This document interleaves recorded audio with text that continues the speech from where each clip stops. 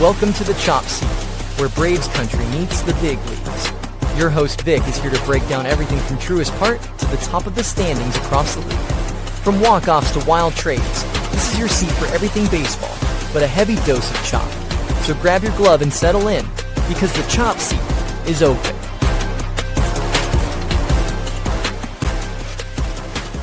Welcome to the Chop Seat, your favorite place for Braves baseball. I'm your host, Vic, and today is Friday, April 17th. The Braves, they continue their, I guess you can call it their, I don't know what we can call it, actually. They just haven't lost a series. That's what we're going to call it. They have not lost a series yet this year. They were on the brink of losing their first series against the Marlins after losing the first game. They were down in game 2, and they rallied back late in the game in the bottom of the 8th inning. We're going to talk about that when we get to Tomahawk Takes. And then they were able to win the rubber matchup in game 3 and win that series against the Marlins. But now they have a new task ahead, a new series with another NL East rival. That's the Philadelphia Phillies. We know that's going to be a tough matchup, even though it's early in the season and the Phillies are struggling. We know how we usually match up against them, especially as of late, the last few years. You know, it's just a grind against those guys. So maybe we're catching them at a good time right now where they are struggling a little bit, not playing as expected. But hopefully it's a good time to catch them. But we're going to talk about that when we get to the Braves forecast. Make sure to continue following the show on all the social media platforms. It's at the Chop Seat Pod on Instagram. And then everywhere else, it's at the Chop Seat. That's everywhere else. I mean, TikTok, X, Facebook, and YouTube. So, again, we're going to look at the Braves forecast. We're going to look at the upcoming Braves series. That's against the Phillies. And then another NL East rival after that. But first, let's go into our very first segment. It's time for Tomahawk Takes.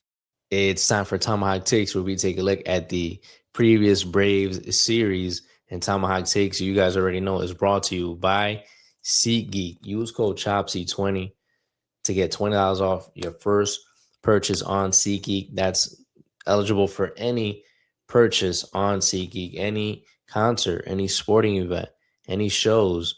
If it's your first purchase, you can throw in code CHOPSEAT20 and you're going to get your first you're going to get $20 off your first purchase. And again, thank you guys for showing me that you guys are actually using the code. A few comments were sent to me here and there, letting me know that you guys use it. And I appreciate you guys using that code. So please continue to use it. Chop Seat really, really appreciates your support. Let's talk about that series, though, against the Miami Marlins. The 8-8 Miami Marlins were coming into town to face the 10-6 Atlanta Braves. Game 1 of the set was Eldy Perez on the mound for the Marlins. He went 4 innings, 7 hits, 4 runs, 3 of those earned, 2 walks, and 2 strikeouts. He now has a 5.40 ERA. He was going up against Grant Holmes, who went 4 innings, 3 hits, 3 runs, 2 walks, and 3 strikeouts. He now has a 3.32 ERA. Listen, it was a close game in the beginning, but the Marlins offense just completely blew up. This is what happened here in the top of the third inning. Grant Holmes, he gives up a single to Jacob Marcy. Then he gives up 2 back-to-back walks to Xavier Edwards and Augustine Ramirez. That made it bases loaded with no outs. That's the biggest pickle you can get yourself into if you're on the mound. Liam Hicks, he hits a sac fly out to right field. That makes it 1-0 Miami. Then Otto Lopez, he singles out to left field. Makes it 2-0. And then Connor Norby drives in the 3rd run of the inning with a single. 3-0 Miami. Early lead in the top of the 3rd. But the bottom of the 3rd, the Braves come answering right back. No delay in answering. It started with a Drake Baldwin leadoff single. Matt Olson singles as well. Austin Riley singles. Back-to-back singles. Drake Baldwin scores there. That makes it 3-1. Olson goes to 3rd. Austin Riley actually swipes the bag at 2nd. That's his 2nd stolen base of the season. Mike Yastrzemski singles out to right field. Matt Olson scores there. Riley advances to third. It's a 3-2 ball game. Yaz also steals second. That was the first of the season for him. And then Dom Smith hits a sac fly out to right field. It's a 3-3 tie ball game just like that. A nice way to manufacture 3 runs by the Atlanta Braves. But then in the top of the 5th, Aaron Bummer, he is brought in by Walt Weiss. Grant Holmes is taken out of the game, and it just went downhill from here, guys. It really did go downhill from here. He gives up 2 singles and then a 418-foot shot by Agustin Ramirez. That makes it 6-3 Miami. After this, the Marlins, they just never look back, guys. They never look back. It was the bottom of the 5th. The Braves try to answer back again. It's looking like they're going to answer back. Austin Riley had an RBI ground out that makes it 6-4. But that was actually it. That was the final run that the Braves are able to cash in for the rest of the ball game. On top of the 6th, they bring in Rolly Munoz that was just called up. He comes in and he gives up a solo shot to Connor Norby. That makes it 7-4. He gives up 2 more runs later in the inning. That makes it 9-4. And I gotta be honest, this might have been the first game that I had the feeling that the Braves were actually punting this one away. I haven't had this feeling, throughout the season. Usually they've been trying to win every single game, but this one, you just got the vibe that, once Bummer gave up them runs and they brought in Rolly Munoz, it was just like, this one, it's over. It's GG's. Let's just let him eat some innings up, see what he can do. Hopefully not give up as many runs and save the bullpen. But yeah, this was the first game that I can say that I really do think they just punted this one and just take the L. And I get it. You're not going to win every single game. But again, you saw that, Weiss definitely went to his B guys or C guys when it came to the bullpen. And again, it was just to save your guys. And sometimes you got to take an L, bro. You're not going to go 162-0. It's a long season. So again, Rolly Munoz, he got rocked a little bit. I made it 9-4 Miami. Then Jose Suarez came in. He gives up another run. I made it 10-4. And that was the final score of the ball game. That's the way it went down. The Marlins win their first game 10-4. Then game 2, it was Max Meyer on the mound for the Marlins. He goes 5 innings, 5 hits, 3 runs, 1 walk. He now has a 4.12 ERA. Reynaldo Lopez came in. And you know what? Let me see one last thing here that I had. Yeah, and this is what I wanted to say when it came to the bullpen in the previous game.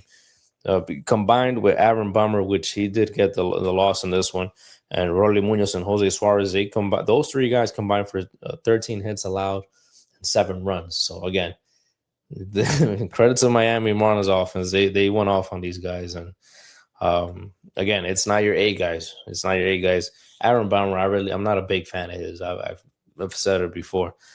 Every time he comes in the game, I really do think like he's just game might be over. The game might be over. And we saw he gave up a few runs, and then obviously again, like I said, Rolly Munoz came in, the young kid, and he got rocked around, and that was it. That was a ball game. But anyway, going back to game 2, I said Max Meyer was on the mound for the Marlins. Reynaldo Lopez on the mound for the Braves. He goes 5 innings, 5 hits, 4 runs, 3 of those earned, 3 walks with 6 strikeouts. He now has a 2.1 ERA. This is how this game started off. In the top of the first, 1 out, Jacob Marcy on third. Agustin Ramirez hits a sac fly out to right field. Jacob Marcy scores. It's an early lead for the Marlins. Once again, 1-0 ball game. Top of the second, the Marlins, they put up 3 runs in this inning, and you're starting to think, here we go again. Same thing as the last game. Connor Norby with an RBI single. Graham Parley, an RBI double. Jacob Marcy, an RBI single. 4-0 lead for the Marlins. Bottom of the second, a 2-out single by Dom Smith drives in Ozzie Albies from second base. That makes it 4-1. The Braves cut the lead by 1. Bottom of the third, the Braves get a little bit closer in the ballgame. MVP Drake Baldwin with an RBI double out to the right center field gap. That makes it 4-2. And then Matt Olson follows up with a double of his own. Drake Baldwin scores there. That makes it 4-3. And then it was all quiet until the top of the eighth. All quiet there. And listen, it was looking like it was about to be the first Braves series loss of the year, because top of the eighth, Marlins, they do increase their lead by one.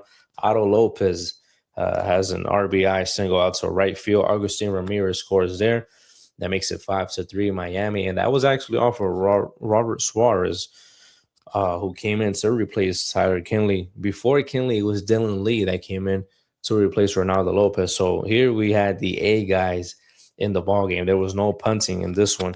Walt Weiss and the gang was going to try and come back and rally back from this deficit. That's exactly what they did. That's exactly what they did. Bottom of the eighth, the Braves, they put up a crooked number, a nice crooked number on the scoreboard. MVP again, Drake Baldwin. He singles off the closer, Pete Fairbanks. But listen, Matt Olson, he strikes out swinging. Austin Riley pops out. That's 2 outs already. 2 outs with 4 outs left for you to get to try and at least tie up the ball game. One in this inning, of course. And then Mike Yastrzemski, he singles out to right field. That makes it 1st and 3rd with 2 outs. Ozzie Albies comes up next. He takes one for the team. He gets hit by a pitch. That makes it bases loaded for Dom Smith. And what does he do? What does Dom Smith do? Down 1-2 in the count after falling off some pitches. He drives one out to the left center field gap. Go ahead. Bases clearing double. Everyone scores. 6-5 Braves. They take the lead. Dom Smith is pumped. I'm pumped. Everyone is pumped. That is how they come back in this ball game. Top of the ninth, Raisel Iglesias, he comes in to try and record the save. He strikes out Connor Norby. He gets Javier Sonoa striking out as well. And then he gets Graham Pauley to fly out to center field for the final out. 6-5 Atlanta Braves win. They save their I guess we can call it a no loss of a series title. I don't know. No lose series title. They are able to save that for another game, at least another game. And listen, I was pumped. Because this team has shown that they're capable of fighting back from any deficit. And we didn't have that last year. Last year when we were down, bro, it was like, it's game over, man. Like, I didn't even want to watch, to be honest. But I watch every single game for the most part, unless it's like out west. But I still obviously catch up and watch the highlights and stuff. But, when you were watching these games and you were down, even one run felt like it was just one run. Last year felt like it was 5 runs. This year, these guys are down. They've been able to fight back. We've seen them, and they're able to do it with 2 outs, which is the best part of it. That's the best part. When you're able to rally back with 2 outs, any lead, you feel like any lead, you could just come back. Any lead is surmountable. But listen, we'll see if they can keep it up. It's so early. It's a small sample size, but I love the fight that we've been seeing from these guys. The hitting with 2 outs has been impressive. And again, it's impressive if you compare it to last year.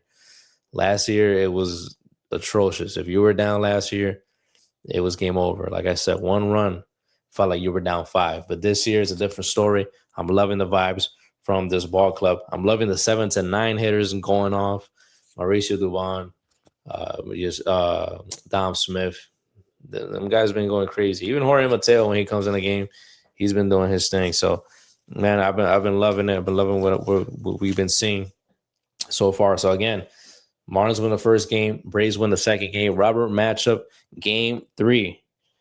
Chris Paddock on the mound for the Marlins, 4 2/3 from him, 5 hits, 2 runs, no walks, 4 Ks. He gets the L in this ballgame, which means the Atlanta Braves win this rubber matchup and they end up winning this series. He's now 0-3, like I said, with a 5.59 ERA. Bryce Jekyll Elder once again on the mound, 5 2/3, 4 hits, no runs, 2 walks, 7 Ks. He gets the win. He's now 2-1. You want to guess his ERA? He has a 0.77 ERA thus far. Raisel Iglesias comes in. He got saved number 4. of the season. But again, Bryce Elder, 0.77 ERA. Is he able to hold that up? We'll see. We'll have to wait and see. You know, last year he was a 5-something ERA guy, and it's still early, obviously, still early. But he's looking completely different. He's made some adjustments. He's been doing really, really good, and I hope he can keep it up so we can stop calling him Jekyll and Hyde. We could just call him Jekyll. That's what I've been doing. I've been calling him just Jekyll so far. So we'll see if he can keep that up. Bottom of the second, this is what goes down. It's Ozzie Albies connecting a home run. That's his 4th of the season. 1-0 Atlanta. With runners on first and second. We were just talking about him. Mauricio Dubon, he lines one out to left field. Mike Yastrzemski scores. That makes it 2-0 Atlanta. Bottom of the 6th, Austin Riley finally gets his first homer of the season. 400 feet to left center field. That makes it 3-0 Atlanta. Bottom of the 7th. It's your boy. It's my boy. MVP Drake Baldwin. Just give him the trophy now, guys. RBI single for him. Acuna scores. That makes it 4-0 Atlanta. Then Matt Olson with a 2-run homer out to the chop house. 5th homer of the season for him. Makes it 6-0. Top of the 8th, Osvaldo Beto. He comes in. He's been decent so far, but he had a rough appearance in this one. He ends up giving 3 runs, including a 2-run homer from Leon Hicks. That made it 6-3 after the inning. But that's it. That was it. That's all the Marlins were able to get because Robert Suarez comes in. He gets the final 2 outs of the inning. And then in the top of the 9th, Raisel Iglesias, he comes in. He gets 3 strikeouts. It was 2 strikeouts to the start of the inning. I believe he gave up a single, and then he strikes out the final batter of the game. That is game over. Braves win the series. They improve to 12-7, and they start off that 13 games in 14 days against NL East rivals. They start that period off with a 2-1 record. Very, very good start. The Marlins were tough. Their offense is pretty darn good. We got to be honest. Especially in that first game, we saw a lot of contact hitting, a lot of steals, a lot of speed throughout the series. So, very good to see the Marlins, man. The Marlins are coming back up. If only they can have a little bit more pitching involved. And I guess, with the starters, they're missing some starters because Pete Fairbanks at the end of the bullpen, it's not bad at all. I can't recall who else they have towards the end of their bullpen, but if they can improve a little bit in their bullpen and their starters, man, they could go a long way. But hey, we'll take it. We'll take the 2 games out of 3. What else do we have before we head into the Braves forecast? There was news about Spencer Strider. Actually, he had his rehab start yesterday in Rome. And it was actually Sean Murphy catching for him as well. So both of those guys out there in Rome, Georgia, must have been a great game to catch. You know what I'm saying? Like if you're close by and you're able to, go catch a Rome Braves game, listen, why not? Why not head out there and catch these 2 major leaguers out there getting some reps in. His final line was 3 innings in a third, 1 hit allowed, 2 walks. 30 so I was about to say 30 strikeouts. That would have been crazy. 3 strikeouts, 50 pitches, 27 of those for strikes. That was his final line. His fastball was about 95 to 97 in the first inning. But again, all his strikeouts too were via the slider, which we saw. And then what else we had here? I think that was it, for the Rome Emperors. I don't know why I said the Rome Braves. I'm thinking it's like back in the days. It's the Rome Emperors now. But yeah, so we'll see what else is going on there with with his rehab and also with Sean Murphy's rehab as time goes on. Let's see what else here. It was Martin Perez, as I said, he's starting right now.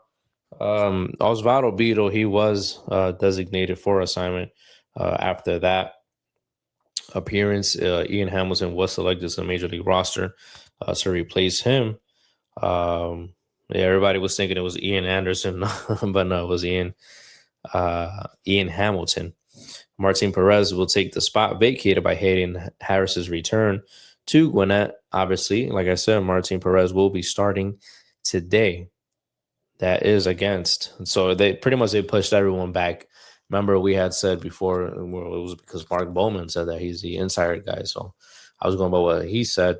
They were gonna say they were planning on starting everyone on regular rest since they had the day off yesterday. But since they got back Martin Perez, they were able to put him to start for tonight and then push everyone back an extra day. So we'll see how everyone lines up when we get to the Braves forecast. And you know what? Let's just do the Braves forecast right now. It's time for your Braves forecast. It's time for the Braves forecast where we preview the upcoming Braves series. And that's the series out with the Philadelphia Phillies or Braves hitting the road going into Philadelphia with a 12-7 record. They'll be facing the Phillies, who are now 8-10. Game one, as I just mentioned, 6:40 p.m. start time. That already started because right now it is 7:08. So we'll keep you posted on how that ball game is going. But again, it started by Martin Perez, the lefty, who was just picked up once again. He's 0-1 with a 3.14 ERA. He's going up against righty Taijuan Walker, who's 1-2 with a 7.36 ERA. Game two tomorrow, Saturday, 7:15 p.m. start time. That's going to be on national television on Fox. There's going to be a battle of two lefty aces. Lefty Chris Sale on the mound for the Braves, 3-1 with a 3.27 ERA, going up against Christopher Sanchez, 2-1 with a 2.01 ERA. And then Sunday's game is also on national television. Braves getting back-to-back national television appearances, back-to-back Sundays actually too, Sunday night games. That's going to be at 7:20 on NBC or Peacock. It's going to be Grant Holmes on the mound for the Braves. He's 1-1 with a 3.32 ERA. He's going up against Andrew Painter, who is 1-0 with a 3.77 ERA. It looks like the Braves are up 2-0 in the first game. Let's see what happened here, guys. Let's see what happened here. It looks like Acuna walked. Drake Baldwin singled. Matt Olson walked in. So they had the bases loaded here, guys. So no outs. Austin Riley looks like he was called out on strikes. That's one out there. Bases loaded. Ozzy Albies, he grounded out to Edmundo Sosa. He drove in Ronald Acuna Jr. there. That made it 1-0. And then Mike Yastrzemski singles out. Looks like it was a ball deflected by Taijuan Walker. Went out to second baseman Mundo Sosa. Looks like everyone's safe. That makes it 2-0. And then Dom Smith, he ends up flying out for the third out of the ball game. It looks like bottom of the first, the Phillies actually have the bases loaded. But they're not able to score there. And now we are in the top of the second inning. 2-0 lead for the Braves, and Mauricio Dubon at the plate, full count going there, and he ends up flying out to second baseman and Mundo Sosa, 1 out in the inning. So that is what's going down right now in the first game of that set. But again, 13 games in 14 days against NL East rivals for the Atlanta Braves. They started it off with a 2-1 start. I think they take 2 out of 3 in this series too. They're going to take 2 out of 3. That will put us at 4-2 to start off the first 6 games. And remember, guys, I told you guys, we need to go 8-5. We need to go 8-5. So if we go 4-2 here, then we go to DC for 4. You can split that, right? That will put us at 6-4. Actually, no, we got to take 3 out of 1. 3 out of 4 there. You got to take 3 out of 4 because that will put us at what? That will put us at 7-3. You got 3 with the Phillies. If you lose that series with the Phillies, you finish 8-5. You lose 2 out of 3 there, 8-5. That's still a good 13-game stretch. So I think that's how it's going to go down. Write that down, guys. I think that's how it's going to go down. Anyway, that's all we have for the Braves forecast. I think... You know what? I think I'm over here looking at something here. Let me see here. I think we can do a quick MLB segment. It's going to be very brief, but we're going to put the intro just so you guys can have it. It's time for the MLB.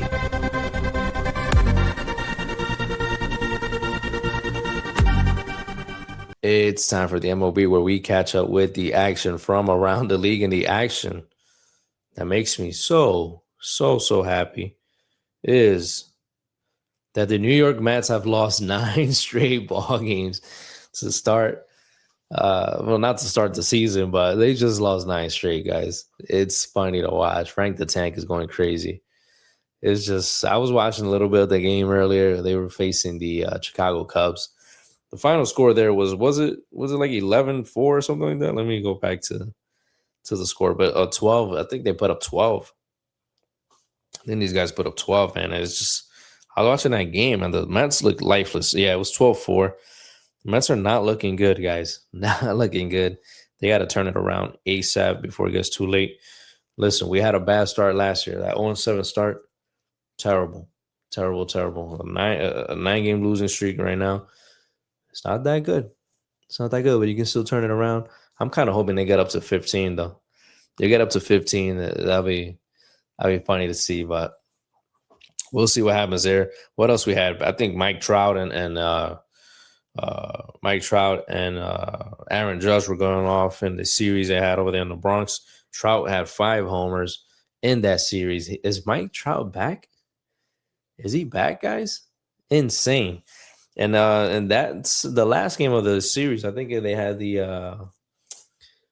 mentioned they had the only time in a game since 1900 or something like that, with the 4 active leaders and homers played in this same game: Paul Goldschmidt, Mike Trout, Giancarlo Stanton, and Aaron Judge. So pretty crazy stat there. What else? We had Jarren Durant. He flipped off a fan over there in Minnesota. He was pissed. Craig Albernoz broke his jaw, bro. Fractures in his cheek. He got to eat nothing but baby food for the next 6 weeks after getting hit with a foul ball to the face. Hopefully, a speedy recovery for him. That absolutely sucks. Absolutely sucks. What else we got here? I'm just trying to catch up quick, guys. Francisco Lindor, he keeps having these mental plays, and he thought he walked early in the ball game. It was a 2-2 count. He took a ball 3. He's over there taking off all his equipment off and everything, walking to first base, and bro, it's ball 3.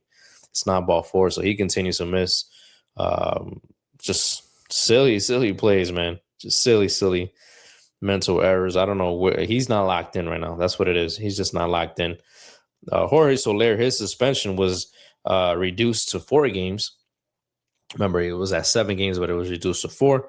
Shohei Ohtani was pitching the other day against the Mets. He did not DH. What else was there to see? And obviously, they did sweep the New York Mets. You saw Lindor smiling after getting to striking out to Shohei Ohtani. He was just smiling there. He was like smiling mid swing too, which was crazy. But yeah, it's just that's pretty much what's going on. The Detroit Tigers, they ended up sweeping the Kansas City Royals. And then before we say the sad news, but San Diego Padres, they're finalizing a deal to be sold to private equity billionaire Jose Feliciano, who's also co-owner of Chelsea FC. So yeah, it's expected to shatter MLB records for a team being sold at valuation at $3.9 billion. So that's how much. Imagine if that's what the Padres are going for. Imagine another story franchise like the Yankees. How much that team will go for? You can't even imagine, right? But anyways,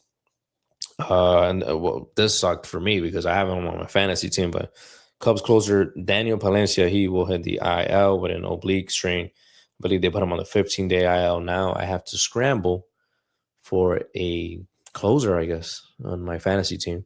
We'll see who I'm able to pick up there. And then the final news is sad news. Garrett Anderson, 2002 World Series champion. He passed away earlier today. The team announced the team will be wearing a patch honoring Garrett Anderson, who is a member of the Angels Hall of Fame. Condolences to his family and friends. Very sad news. He was a very likable player. I loved enjoyed watching him play, man. I really did. And that run they had in 2002, that was amazing. Amazing. And again, he'll always be there, living a living legend, man, in Angels Hall of Fame. So that's the last bit of news that we have. Before we head out, we usually do one more shout out to our friends at SeatGeek. Use code CHOPSy20 to save $20 off your very first purchase. You can use that code for any ball game, any basketball game, hockey, the playoffs. Didn't the playoffs just start for NHL and the NBA? They're starting tonight, I think. So make sure to use code CHOPSy20 to get $20 off any of those ball games. Thank you guys for tuning in. We'll catch up on Monday, most likely. Monday, and preview that new series against the Washington Nationals. And we'll see how our Braves fare against the Philadelphia Phillies over the weekend. Till then, thank you guys. Make sure to catch up on all your ball games. And we'll see you next time on The Chop Seat.